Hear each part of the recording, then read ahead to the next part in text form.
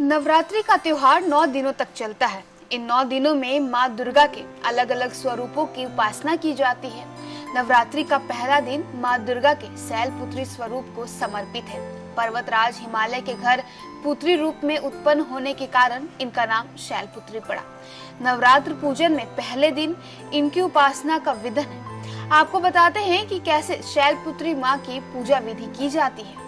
माँ का ये स्वरूप बेहद ही शुभ माना जाता है।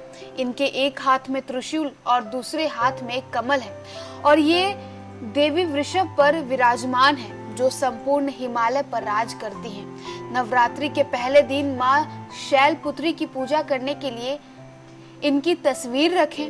उसके नीचे लकड़ी की चौकी पर लाल वस्त्र बिछाएं।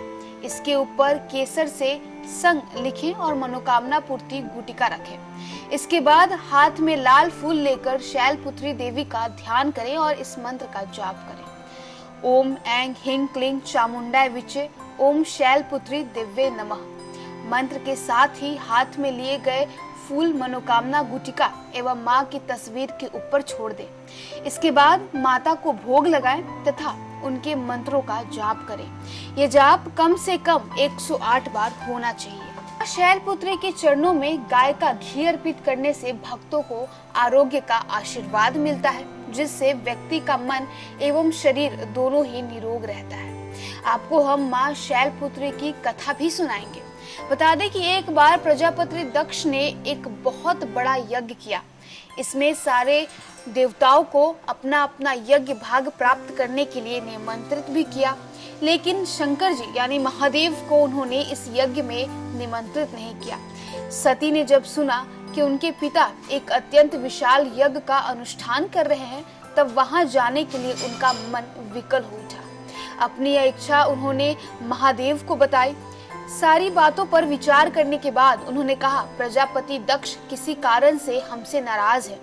अपने यज्ञ में उन्होंने सारे देवताओं को निमंत्रित किया है, उनके यज्ञ भाग भी उन्हें समर्पित किए हैं, लेकिन हमें जानबूझकर नहीं बुलाया है, कोई सूचना तक नहीं भेजी। ऐसी स्थिति में तुम्हारा वहां जाना सही नहीं होगा।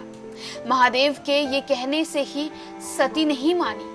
उनका प्रबल आग्रह देखकर भगवान महादेव ने उन्हें वहां जाने की अनुमति दे दी।